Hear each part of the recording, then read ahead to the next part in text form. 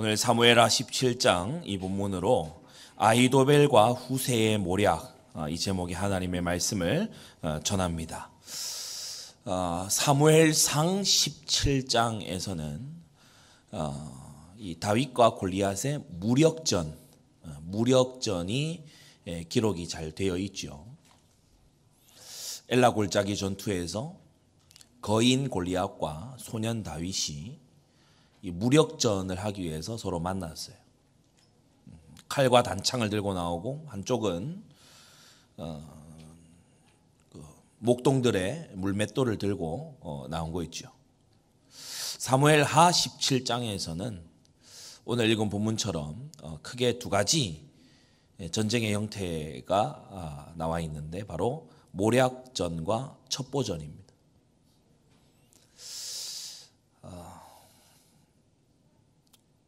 우리가 이 땅은 전쟁터라는 사실을 잊지 말아야 됩니다.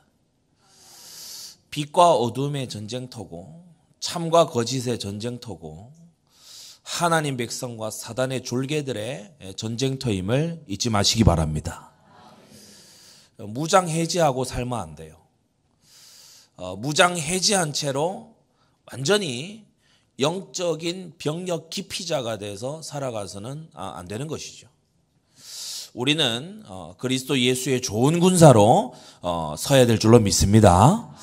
예.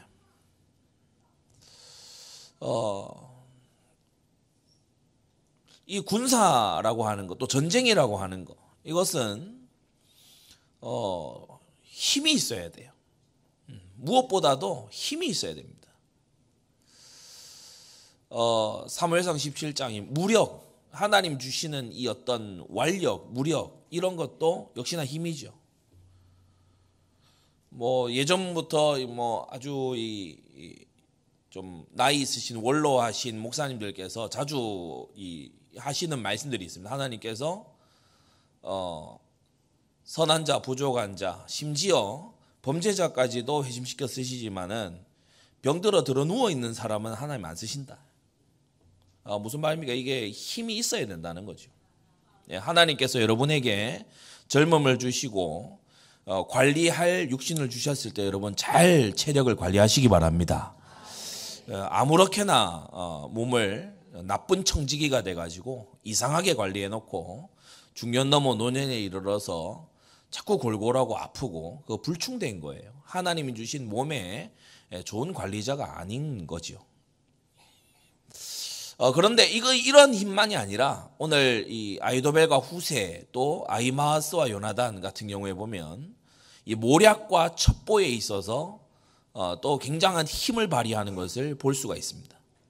지혜의 힘이고 또 아주 날랜 상황 판단의 어떤 힘이고 그런 것 역시 힘인 거죠. 여러분, 힘의 근원이 우리 하나님에게 있음을 믿습니다. 여러분, 정말요, 오늘 이 예배를 통해서 우리가 하나님께 경배하고 위로부터 임하는 새 힘을 덧입어야 돼요. 내게서 나오지 아니하는 임마누엘의 힘을 덧입어야 되는 것입니다. 하나님께서 주시는 새 힘을 덧입게 되시기 바랍니다.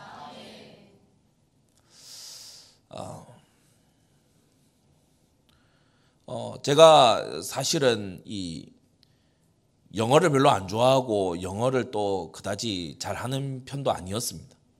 예전에 말씀드렸지만 제가 중학교 올라갈 무렵에 영어학원 갔다 쫓겨났다 했잖아요. 알파벳을 몰라서. 알파벳을 모르면 가르쳐주는 게 학원인 줄 알았는데 모르니까 나가라 하더라고요. 그런데 지금도 썩 굉장히 잘하고 유창하고 그러지 않습니다. 여러분이 그래도 그렇게까지 하시는데 글쎄요, 저도 무슨 힘으로 그렇게 되는지 잘 모르겠습니다. 그런데 하나님께서 때를 따라 돕는 은혜와 힘을 주시는 거 있죠. 꼭 필요할 때 하나님이 힘을 주세요. 여러분에게도요, 하나님이 꼭 필요할 때 때를 따라 돕는 은혜와 힘이 있게 되기를 바랍니다. 우리 하나님 말씀 욥기 5장을 보니까 하나님은 괴휼한 자의 계교를 파하시는 하나님이시다. 하나님이 지혜자 위에 계시는 지혜자세요. 그래서 여러분이 하나님의 도우심을 입어야 됩니다. 세상 사람들요, 머리 엄청 굴립니다. 함정 파놓고 기다립니다. 다 올무를 펴놓고요, 다 걸려들기를 기다려요. 그런데 괴율한 자의 계교를 파하시는 분이 누구시다? 우리 하나님이시다. 여러분, 하나님께 긍휼을 입은 사람이 되면요, 함정을 피해가게 됩니다. 올무를 피해가게 되는 것입니다. 예? 여호와는 나의 힘이요 방패시요 환난 날에 만날 큰 도움이시다. 여러분, 정말 하나님께 여러분이 하나님의 그 초월적인 힘을 공급받게 되기를 바랍니다. 하나님은 그 손으로, 괴율한 자가 그 손으로 하는 일을 이루지 못하게 하시는 하나님이시다. 간교한 자로 자기 괴율에 빠지게 하시며 사특한 자의 계교를 패하게 하시는 선하신 하나님이시다. 그래서 우리가 괴율한 자, 간교한 자도 되지 말아야 되겠지만은, 우리는 괴율한 자, 간교한 자가 나왔을 때 능히 이기고도 남음이 있는 하나님의 임마누엘의 힘을 가져야 되는 것입니다. 언제 임마누엘이 됩니까? 복음, 예수 그리스도 안에 있을 때입니다. 말씀 순종 안에 있을 때 임마누엘로 함께 하시는 줄 믿습니다. 예, 나를 순종하는 자에게 내가 와서 거처를 함께 하겠다고 말씀하셨어요. 주님 언제 함께 하십니까? 구하고 찾고 두드리는 그에게 함께 하시는 줄 믿습니다.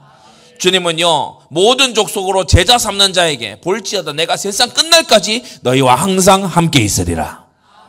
그래서 이 절대 네 가지 속에 임마누엘의 열쇠가 있는 것입니다. 괴율한 자, 간교한 자, 사특한 자, 이들은 대낮 같은 그런 이 평안함을 가질 만한 대낮 같은 상황에도 하나님의 손이 임하면요, 캄캄함을 만나게 돼요.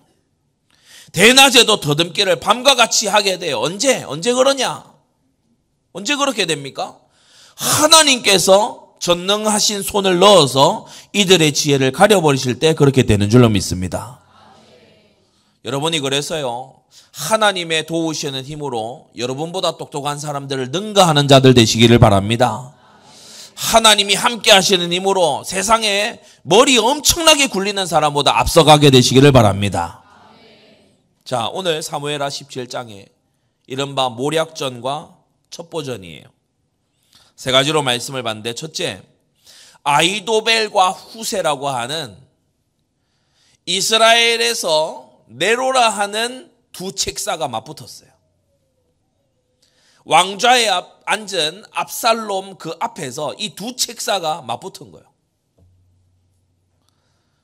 저는 물론 막 삼국지나 이런 데서 막 관우나 장비나 이 다섯 장군들 있지 않습니까? 막 무용담 이런 것도 물론 좋아하지만은 참 이렇게 삼국지는 고전 아닙니까? 근데 이 적벽대전을 앞두고 이 오나라 송건 그 앞에서 이 아주 작은 세력인 유비의 책사 이 제갈량, 그리고 이 송건의 수군 제독인 주유, 이 둘이가 벌이는 아주 그 대화와 그 속에 있는 것들 굉장히 제가 흥미롭게 봤습니다.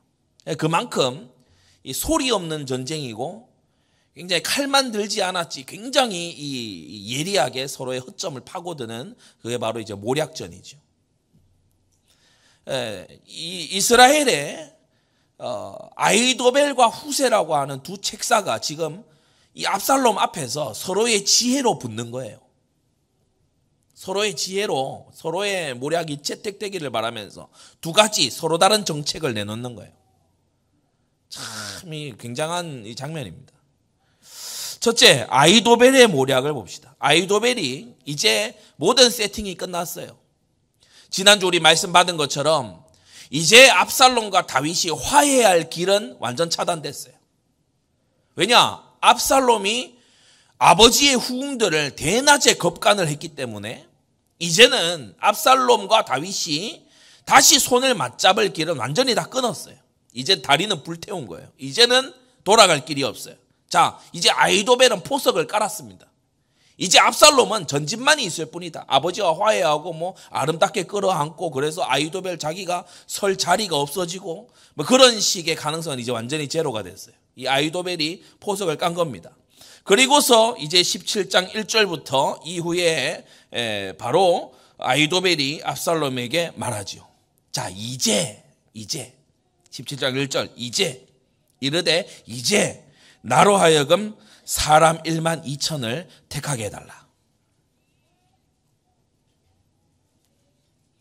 이 1만 2천이라고 왜 하필이면 1만 2천이냐? 굉장히 상징적이고 의미가 있는 숫자입니다. 이스라엘 12지파에서 각각 1000명씩 모인 이스라엘 전체의 대표 군대다. 이런 이제 1만 2천.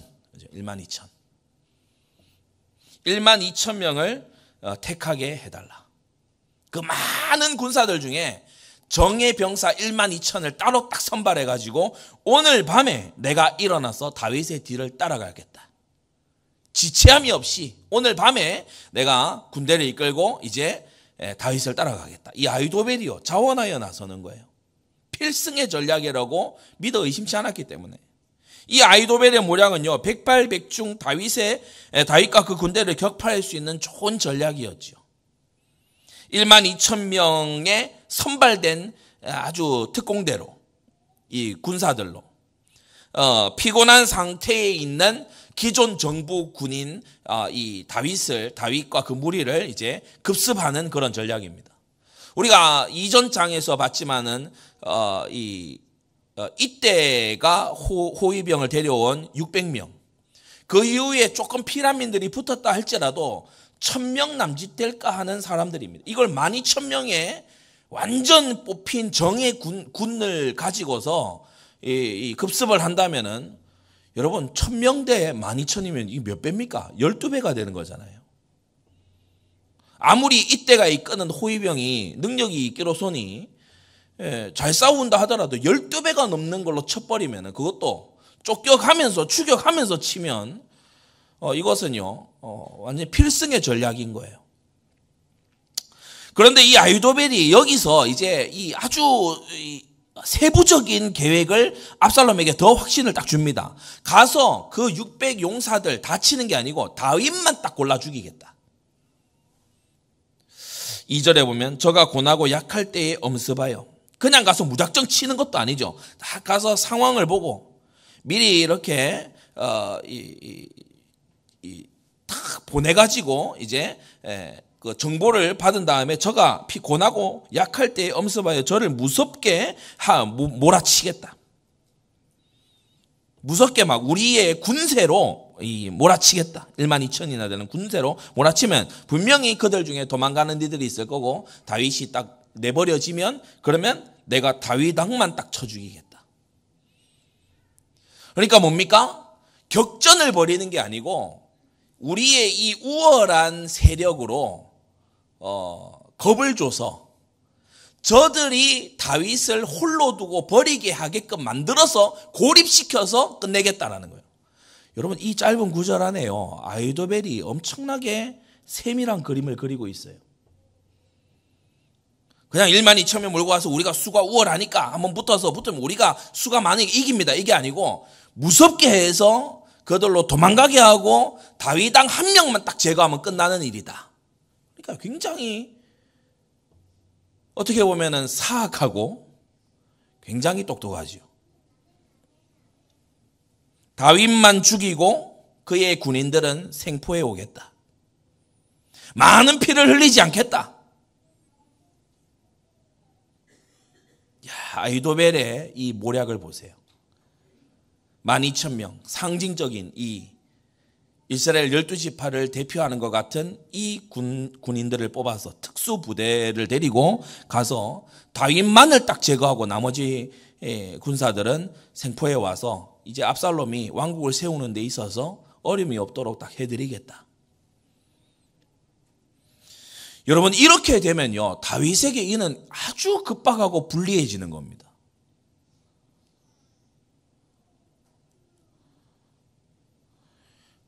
여러분 오늘날도 사단과 흑암의 종들은 딱 지도자 자리에 있는 한 사람만 딱 무너뜨리면 모든 걸 얻을 수 있다는 걸 잘 압니다. 아히도벨의 머리에서 나오는 이 계략은 사탄적이고 마귀적인 계략이라서 기름 부음 받은 자 하나를 제거함으로 온 나라를 먹어치우려고 하는 그런 계략이죠. 그러나 이 아히도벨의 책략은 하나님의 뜻에 반하는 거예요. 하나님의 일찍이 나단을 통해 약속하시기를 하나님께서 다윗 당신의 죄를 사하셨고 그러므로 당신이 죽지 아니할 것이라고 하나님은 선언하신 것입니다. 다윗은 하나님의 말씀에 따라 전장에서 죽을 수 없는 사람이에요.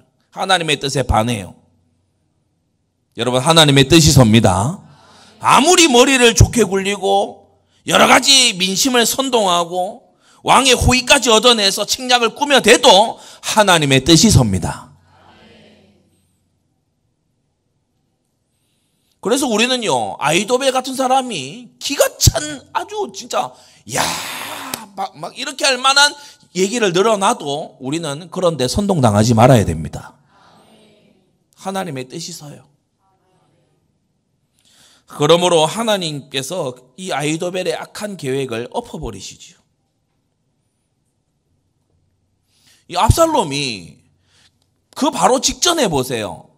아버지의 후궁들과 동침하소서. 그래, 바로 하자.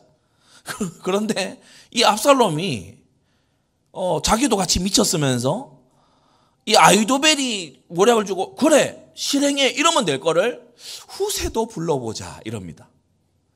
이게 하나님께서 압살롬과 아히도벨을 심판하시는 하나님의 주권적인 역사임을 믿습니다. 갑자기요. 아니, 그 바로 직전에는 아히도벨이 하자는 대로 곧장 했잖아요. 그런데 갑자기 후세를 불러보자 이렇게 얘기하는 거예요. 자, 두 번째입니다. 이제 후세가 와서 이 아히도벨의 전략을 들어보니까 속에서 마음이 타는 것 같아요. 여러분, 이 바로 직후에 후세의 행동을 보면요, 후세가 막 급히 막 제사장들을 찾고 이러잖아요. 후세가 아히도벨의 전략이 이러한데라는 왕의 말을 듣고 보니까 야, 이대로 됐다가는 이거는 완전 큰일 나겠어. 이거는 일어나서는 안 되는 일이야. 후세가 이제 이 아히도벨의 모략을 깨 들어가기 시작합니다. 좋은 기회를 얻은 후세는 아히도벨의 모략을 은근히 비평하면서 그 허점을 이제 지적하기 시작하죠. 우리가 본문에 보게 되면은 7절, 후세가 압살롬에게 이르되 이때에는 아히도벨의 베푼 모략이 선치 아니하니이다. 그러니까 무조건 아히도벨을 반대한다 이렇게 말하지 않고 후세가 굉장히 조심스럽게 접근합니다. 이때에는, 이와 같은 상황에는 아히도벨이 원래는 굉장히 뛰어난 책사이지만 이 상황에는 그 책략이 맞지 않습니다. 이렇게 후세가 이제 얘기를 하는 거예요. 저는 이 한마디 한마디를 볼 때마다요, 정말 손에 땀을 쥐는 광경입니다. 여러분은 그냥 읽으셨을지 모르지만은 이 후세가 이때에는 아히도벨의 모략이 선치 못합니다. It's not good in these circumstances. 이런 상황에서는 이거는 좋지 않다. 더 좋은 모략이 있습니다. 무조건 하지 말자는 게 아니고 이제 후세가 다른 걸, 대안을 얘기를 하죠. 아히도벨의 전략으로 다윗에게 미칠 화가 너무 눈에 뻔히 보이기 때문에 이것을 지연시키려고 이제 후세가 다른 모략을 대안으로 들고 나옵니다. 한 세 가지 정도를 얘기를 하죠. 우리가 8절부터 보면은 또 말하되 왕도 아시거니와 왕의 부친과 그 종자들은 용사라. 저희는 들에 있는 곰이 새끼를 뺏긴 것 같이 격분하였다라고 했어요. 그래서 다윗과 그 종자들은 용사이면서 지금 매우 격분한 상태다. 왕도 예루살렘을 빼앗겨서 지금 아주 격분한 상태고 굉장히 아주 투지가 올라와 있는 그런 상태다. 두 번째, 다윗은 병법에 익숙하다. 그래서 우리가 이 8절 후반부 보면 왕의 부친은 병법에 익은 사람인즉 이렇게 얘기하죠. 다윗은 병법에 익숙하다. 그렇기 때문에 이 호위대와 함께 있지 않고 어느 굴에 따로 숨어 있을 거다. 잘 알지 않냐? 왕이 이 젊은 날 계속 숨는 거 그거 했다. 어느 굴에 분명히 따로 숨어 있을 거다.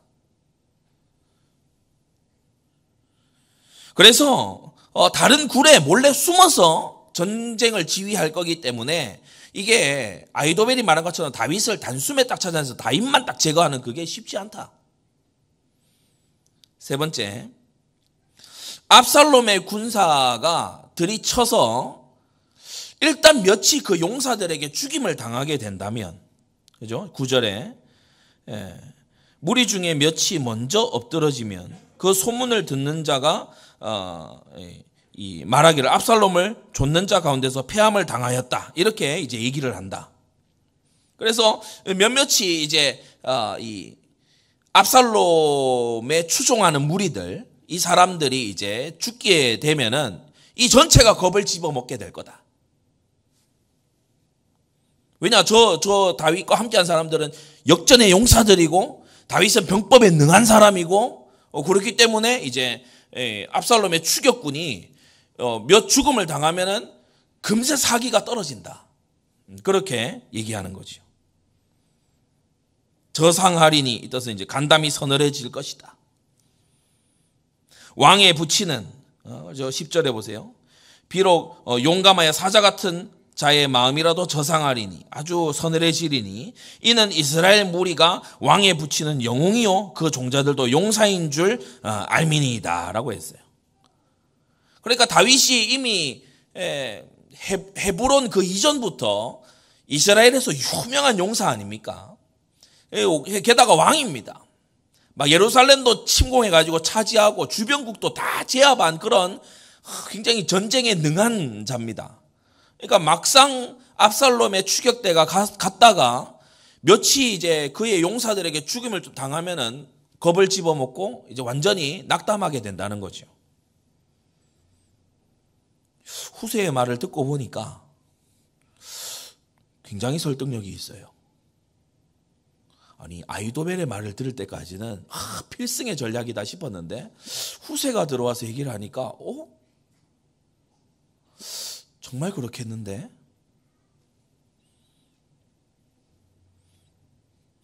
그래서 이 4절에 보면은 아히도벨의 모략을 들었을 때 압살롬과 이스라엘 장로들이 다 그 말을 옳게 여기더라 이렇게 나와 있었는데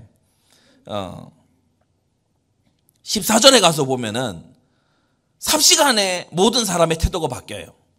압살롬과 온 이스라엘 사람들이 이르되 아렉 사람 후세의 모략은 아히도벨의 모략보다 낫다. 이렇게 이제 완전히 엎어치기가 된 겁니다. 여러분, 이게 바로 하나님의 섭리입니다. 하나님께서는요, 사람들의 마음을 순식간에 바꾸실 수 있는 하나님이십니다. 그 하나님을 경외하십시오. 그 하나님을 두렵게 여기십시오. 자, 세 번째. 이 후세가 그러면 제시하는 모략은 뭐냐? 아히도벨의 모략은 이제 분쇄를 했어요. 이제 후세가 제시하는 모략이 11절에서 14절에 나와 있는데 11절 나의 모략은 이러하니이다. 온 이스라엘을 단에서 브엘세바까지 이것은 이제 전 국토를 말합니다. 우리나라를 일컬어서 백두에서 한라까지 이렇게 한반도를 지칭하잖아요. 마치 그와 같은 표현이 단에서 브엘세바까지 이런 표현입니다. 그런데 온 이스라엘 다 동원하여 저희 위에 덮어버리자. 이슬을 땅에 덮음같이. 그래서 100만이 훨씬 넘는 이 군대들을 아예 다윗이 도망 다닐 만한 거기에다가 아예 다 그냥 퍼부어 버리자. 이스라엘 전체를 데리고 와서 다 퍼부어 버리자. 인의 전술을 말하는 거죠. 이 전략에 압살롬의 마음이 이제 혹하는 거예요. 더욱이 압살롬이 왕이 직접 출전하시라 이렇게 얘기합니다. 그러니까 11절 말미에 보면 왕께로 모으고 친히 전장에 나가시고, 그러니까 온 이스라엘이 모여있는 속에 압살롬이 왕으로 그 앞에 딱 서 있다고 생각하니까 뿌듯하기도 하고 꼭 그런 그림은 한번 만들어 보고 싶고 그런 생각이 들겠죠. 그러나 이것은 후세가 넓은 전쟁터에서 압살롬을 앞에 내세워서 그를 처단할 기회를 노리는 또 하나의 모략이기도 합니다. 그리고 후세가 얘기하는데 저는 참 이 표현이 참 후세가 참 후세답다 이런 생각이 듭니다. 그게 세 번째인데, 만일 저가 어떤 성에 들어가면 13절입니다. 온 이스라엘이 줄을 가지고 와서 영차 줄을 가지고 와서 성을 둘러매가지고 그 성을 으쌰 다 막 한 수십만이 당겨서 성을 그냥 통째로 강에다가 가서 던져버리자. 야, 남자네. 뭐 성을 뭐 이게 아이도벨이 보면 한 사람만 탁 하고 막 이렇게 탁 데려올 거고 막 이렇게 되게 그렇잖아요. 그러니까 후세는 그냥 줄로 하자. 줄을 꺼내서 성 그까이 거 줄로 빙빙 눌러서 으쌰 하고 당기면 당겨온다. 뭐 그 성 어디 될 거 아니야? 강에 버리자 그냥. 야, 후세가요 하는 말을 들어보세요. 제정신 차리고 들으면 말도 안 되는 얘기인데 지금 압살롬이 미쳐있단 말입니다. 그러니까 줄을 가져다가 그 성을 강으로 끌어들였어. 그곳에 한 작은 돌도 보이지 않게 할 것이니이다. 미친 놈에게 미친 전략을 말하니까 알아들었어요.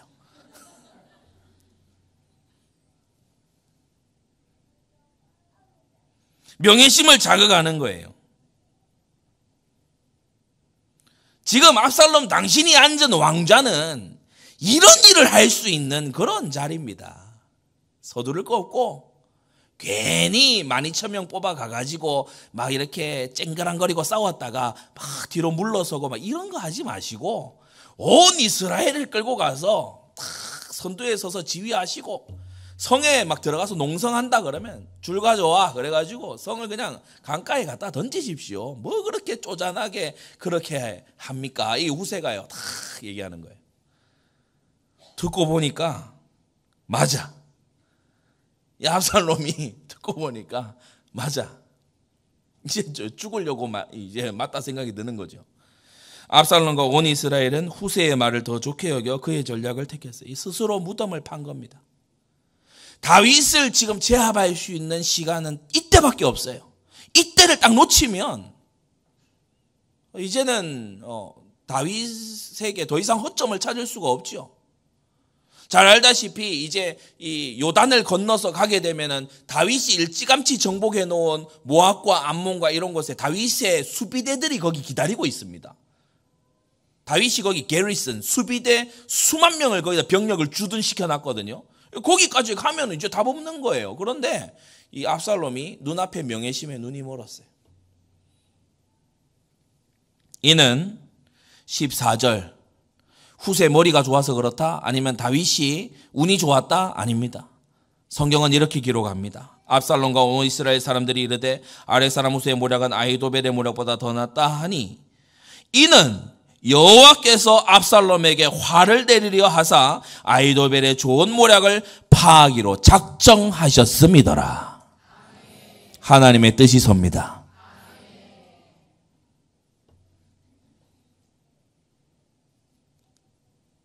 하나님은 이 뜻을 그러면 언제 작정하셨는가? 물론 영원 전부터 작정하신 일이죠. 그러나 언제 구체적으로 이것이 작정된 줄 알 수 있느냐? 사무엘하 15장 31절 아히도벨의 모략을 무너뜨려 주옵소서. 다윗의 기도에 대한 하나님의 응답입니다. 여러분 얼마나 기도가 중요한지 아시겠죠? 여러분 어려울 때에도 기도하시고요. 어려울수록 기도하시고요. 정말 하나님께 간구하게 되시기를 바랍니다. 다윗의 기도에 대한 응답이에요. 후세 같은 사람이 갑자기 나와서 이렇게 압살롬을 구워 삶을 줄 어떻게 알겠습니까? 이건 다윗이 지금 물맷돌로 할 수 있는 전쟁이 아닙니다. 다윗이 직접 나가서 골리앗 앞에 외쳐대면서 할 수 있는 그런 전쟁이 아니에요. 지금 사무엘하 17장은 다윗이 전혀 터치할 수 없는 공간에서 다윗을 위해서 전쟁이 벌어지고 있는 그런 모략전이고 첩보전이죠. 그건 두 번째. 이제 위기에서 다윗이 벗어나는데 이 후세가 모략을 베풀어서 그게 채택되고 난 다음도 아직 위기는 남아 있습니다. 첫째, 후세가 급히 통지해요. 15절, 이에 후세가 사독과 아비아달 두 제사장에게 이르되, 통지합니다. 후세가 이같이 이제 왕궁에 돌아가는 상황을 통지한 것은 다윗의 부탁대로 신의를 지켜서 행한 겁니다. 명심하십시오. 많은 친구보다 신실한 친구 한두 사람이 유익합니다. 친구가 많아야 된다. 세상은 그렇게 얘기하죠. 성경은 많은 친구를 얻으려고 하지 마라. 왜냐? 많은 친구를 얻으려고 하면 타협해야 돼요. 많은 친구를 얻으려고 하면은 그 중에 악인들이 반드시 끼어 있어요. 많은 친구를 얻으려고 하면은 그 안에서 우리는 하나님의 뜻보다 사람의 힘을 의지하게 돼요. 그러나 우리는 하나님의 도움으로 온 만남의 한두 사람, 이 신실한 한두 사람으로 인해서 정말 하나님의 일이 이루어지는 걸 보게 됩니다. 이 사독과 아비아달 각각의 아들들이죠. 요나단과 아히마아스. 이들도 이제 제사장들입니다. 제사장 아들이니까. 이들에게 이제 전달하라고. 성 안에는 사독과 아비아달이 있고 전달책으로는 그 아들들이 있는 거예요. 이제 첩보들입니다. 이 사람들이. 그런데 전달합니다. 16절, 너희는 빨리 사람을 보내요. 다윗에게 고하기를 오늘 밤에 광야 나루터에서 자지 마시고 아무쪼록 건너가소서 하라. 빨리 하라 그러면 여러분 좀 빨리 해야 돼요. 저는 스타일이 여유로운 스타일입니다. 그런 여유 부릴 때가 있고 안 부릴 때가 있어요. 선교지에서 특히 보안 지역이나 이런 데에 다른 루트를 통해서 연락이 가게끔 하거든요. 연락이 가게끔 하는 경우가 있어요. 거기서 빨리 지금 철수해서 나와라. 그러면 빨리 나오라면 빨리 나와야 돼요. 거기서 내가 다시 알아보겠다 그러고 시간이 끌고 질질 끌고 그러다가 이제 큰 일 생기는 겁니다. 지금 후세가 통지해서 빨리 이 전가를 보내라. 혹시 후세의 전략이 좋다라고 얘기를 했지만 혹시 갑자기 왕의 마음이, 왜 압살롬은 미친 상태니까 갑자기 마음이 헷가닥해서 야 12,000명 오늘 밤에 보내 이렇게 될지도 모르니까 이 후세가요 지금 급하다 빨리 보내라. 빨리 사람을 보내가지고 16절 오늘 밤에 광야 나루터 요단 강가 나루터 거기서 주무시지 마시고 오늘 밤에 밤이지만은 강을 반드시 건너가십시오. 강을 건너가십시오. 아무쪼록 건너가소서. 혹시 왕과 그 쫓는 자들이 몰사할까 합니다. 오늘 밤에 거기서 나루터에서 주무시지 마시고 오늘 밤에 반드시 건너가셔야 된다고 사람을 빨리 보내달라. 그렇게 사독과 아비아달에게 부탁했는데 그 아들들 요나단과 아히마아스는요 그때에 예루살렘에 감히 들어가지 못하고 성 밖에 머물러 있었어요.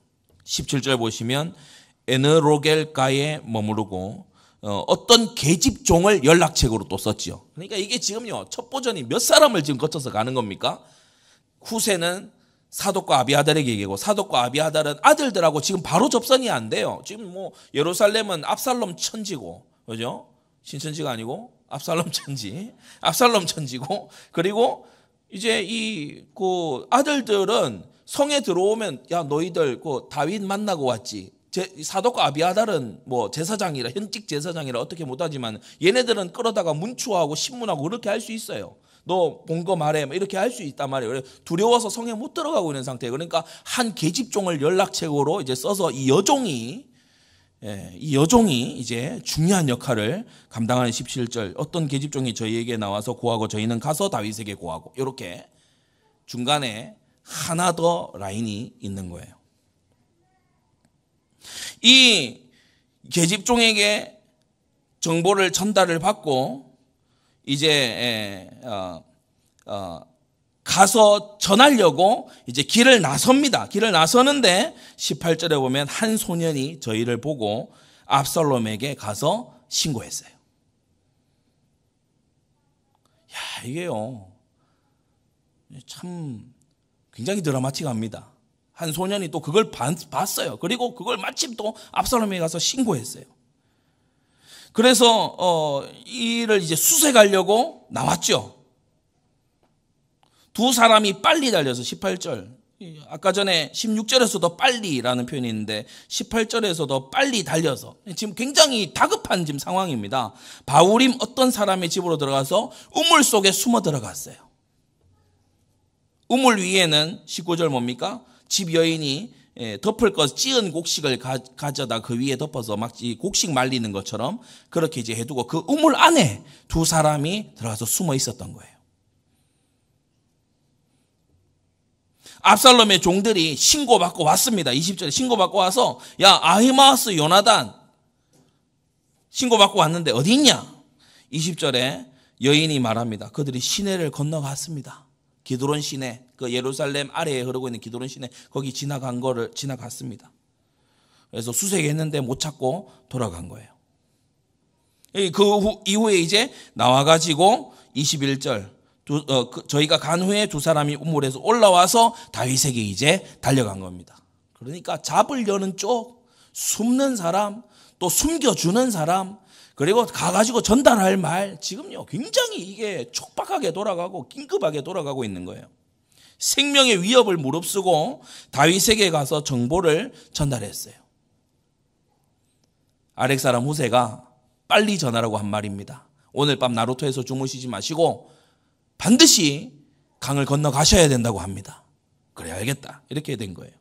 그래서 21절 당신들은 일어나 빨리 물을 건너가소서. 아히도벨이 당신들이 헤아려고 여차여차의 모략을 베풀었나이다. 22절 다윗이 일어나 모든 백성과 함께 요단을 건널세 새벽에 미쳐서 한 사람도 요단을 건너지 못한 자가 없었다. 여러분, 동력을 이렇게 해야 됩니다. 보호를 이렇게 해야 됩니다. 좀 어려우면요, 안 할라 그래요. 좀 이렇게 뭐 약간 곤란한 상황이다 그러면 타협해요. 그렇게 되면 어떻게 되겠습니까? 하나님의 뜻은 다른 사람을 통해 이루어지겠지만은 그 사람은 쓰임 못 받는 거예요.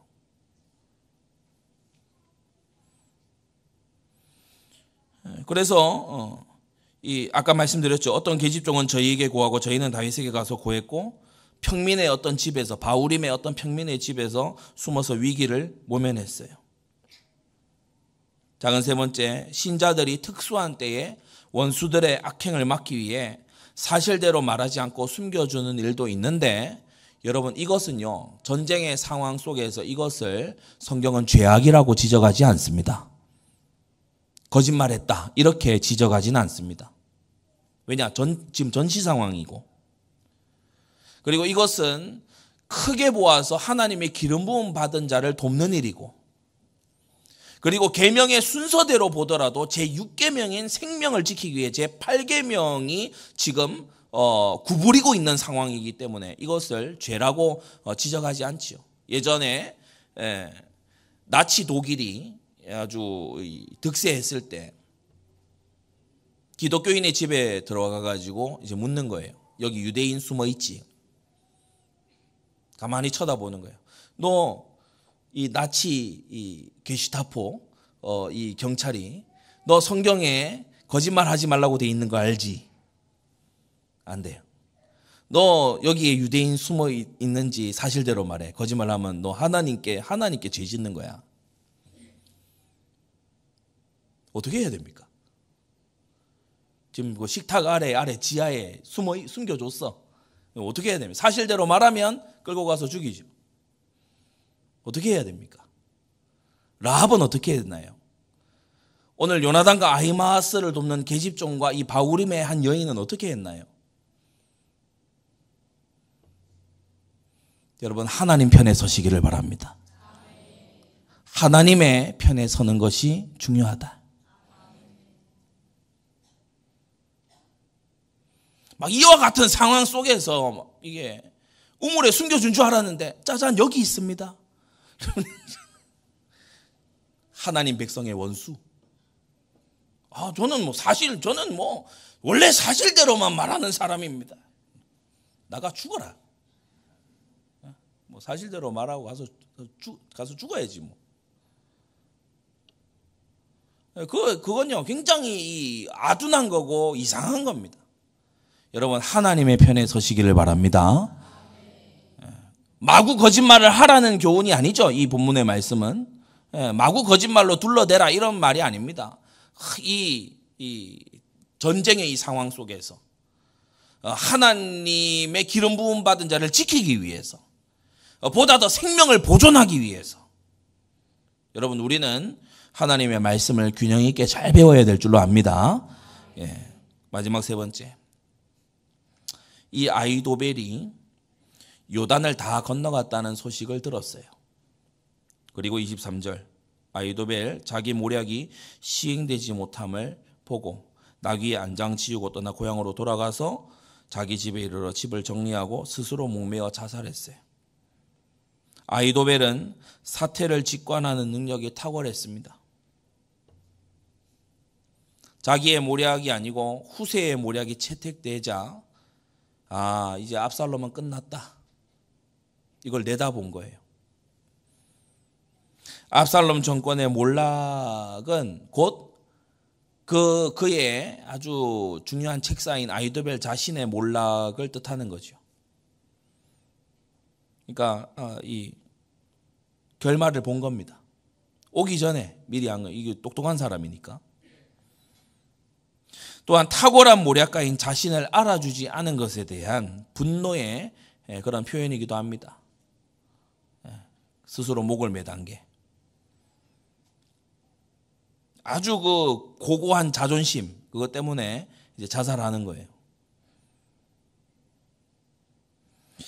이 아히도벨은 가장 중요한 때에 이렇게 지혜롭던 자가 그의 별명이 뭐죠? 그가 베푸는 모략은 하나님의 말씀과도 같았다. 그런 모략을 가진 이 아히도벨이 굉장히 악수를 두는 걸 볼 수 있어요. 원수 갚으려는 복수심에 사로잡혀서 광분하고 있는 압살롬과 손을 맞잡은 거. 이게 이 아히도벨을 이제 죽음으로 몰아가는 시작이었고, 그리고 아들로 하여금 아버지의 후궁들과 동침하게 하는 굉장히 가난스러운 그런 악한 모략. 이것 역시 압살롬을 이제 수렁에 빠뜨리는 거였고, 12,000명으로 다윗만 쳐 죽이겠다라고 공공연하게 말한 이 아히도벨은 결국 자기가 죽고 말지요. 자살하는 아히도벨입니다. 여러분, 자살도 살인입니다. 맞으면 아멘 하세요. 우리 사회 일각에 자살하는 사람을 막 뭔가 예우해주고 막 측은히 여기고 그렇게 하는 풍토가 있는데, 세계 여러 나라들 중에 몇 안 되게 우리는 자살한 대통령을 가진 나라예요. 그러다 보니 한 번씩 뭐 유명한 사람들이 자살을 하고 그 이후에 추모를 받고 이런 경우들이 있는데, 분명히 알아야 됩니다. 살인죄입니다. 살인죄고 굉장히 악한 일입니다. 이 아히도벨이 자살했어요. 자기 설 자리가 없다 이거죠. 자살로 생을 끝낸 겁니다. 최후의 교만이 자살입니다. 내 생명 내가 원하는 시점에 끝내겠다. 생명의 주인이 하나님이심을 최후의 순간까지 부정하는 게 바로 자살하는 행위죠. 이 아히도벨의 죽음으로 이제 이 압살롬 진영은 이제 파멸의 길로 본격적으로 들어가기 시작합니다. 결론입니다. 여러분, 사람의 마음에 많은 계획이 있어도 오직 하나님의 뜻이 완전히 서게 됩니다. 하늘 위에 상전이 계십니다. 이 땅에 왕들이 있습니까? 하늘에 그 왕들의 왕이 계십니다. 여러분, 하나님이 주신 복음은요, 뭔 짓이든 해도 괜찮은 복음이 아님을 믿습니다. 여러분, 지금 이 아히도벨, 후세, 압살롬 전부요, 여호와 하나님 이러는 사람, 이스라엘 사람들이에요. 그런데 보면은 악한 꾀를 냅니다. 악한 계획을 실행합니다. 여러분, 무엇이든 괜찮고 무엇이든 허용되는 그러한 것은 복음이 아니고 너무나 악한 것임을 우리는 알게 될 줄로 믿습니다. 하나님의 뜻은 이것이니 너희의 거룩함이라고 하셨어요.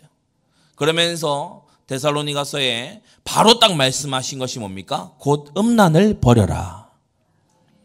하나님의 뜻 중 뜻이 뭡니까? 바로 영이 유효하실지라도 오직 하나만 지으신 한 남자와 한 여자가 그리스도와 교회를 보여주면서, 그러면서 하나님의 정하신 그 언약 관계를 신실하게 지키는 그것이 하나님의 뜻 중에 아주 중요한 뜻입니다. 여러분, 음란, 간음을 버려야 될 줄로 압니다.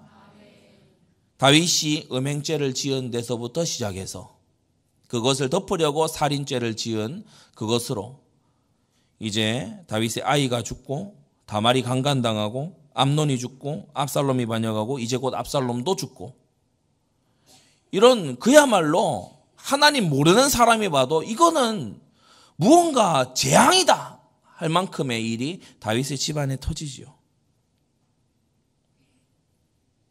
다윗의 성에는 언약궤가 있었고 번제를 드리고 있었고,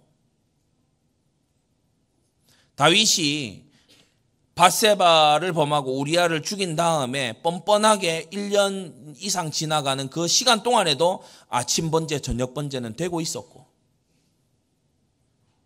다윗도 때가 되면 나가서 제물을 드리면서 하나님께 경배하고 예배 드리고 피제사 드리고, 왜냐, 그게 일상이기 때문에. 그럼 모든 문제가 해결되는 겁니까? 그러지 않습니다. 하나님은 우리의 문제를 해결해 주는 자판기가 아닙니다. 하나님을 만홀히 여기지 말아야 될 줄 믿습니다.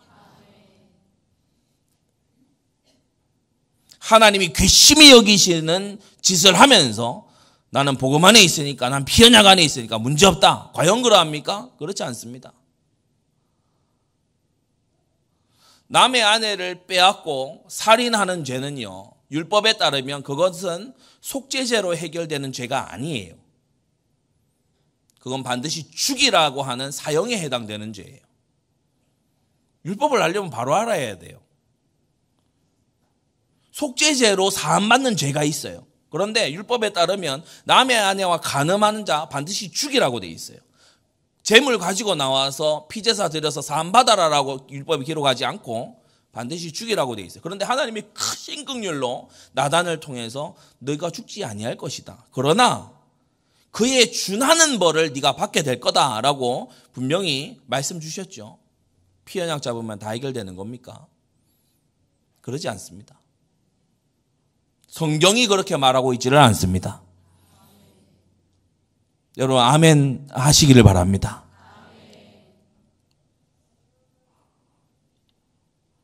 그래서 복음은 도깨비 방망이가 아니에요. 복음은 자판기가 아니에요. 하나님과의 관계가 회복되는 것입니다. 복음은 하나님의 자녀가 되는 것입니다. 죄를 용서함 받고 죄의 권세로부터 빠져나오는 것을 말합니다. 거듭나는 것을 말합니다.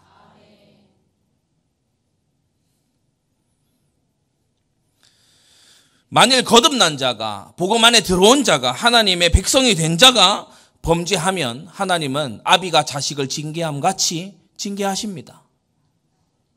그리고 이 징계도 사랑입니다. 우리는 성경이 가면 가고 성경이 멈추면 멈추어야지, 다른 이상한 개념과 이상한 어떤 관념을 만들어내서 성경을 거기에 끼워 맞추고 성경 몇 부분을 발췌해서 자기의 논리를 강화하는 쪽으로 우리는 나아가지 말아야 될 줄로 믿습니다. 기도하겠습니다. 거룩하신 아버지 하나님, 오늘 아히도벨과 후세의 모략의 대결, 또 다윗을 지키고자 애쓴 이 첩보들의 노력들을 우리가 보면서 우리가 하나님의 뜻이 이루어지고 서가는 일에 우리 또한 쓰임받기를 원합니다. 그리스도 예수의 복음을 온전히 보존하고 또 오고 오는 세대에 주의 몸된 교회를 정말 악한 자들의 그런 공격으로부터 지켜내는 일에 우리 모두가 쓰임받도록 역사하여 주시옵소서. 후세처럼 요나단처럼 아히마아스처럼 또는 이름 없는 어떤 여종들처럼 우리가 하나님의 나라에 쓰임받고 주님의 그 영광을 위하여 쓰임받는 그 주님의 일꾼들 되도록 은혜 베풀어 주시옵소서. 우리가 참으로 악행하다가 하나님의 징계의 손 안에 들어가는 어리석은 자 없도록 주여 역사하여 주시옵소서. 예수 그리스도의 이름으로 기도드리옵나이다. 아멘.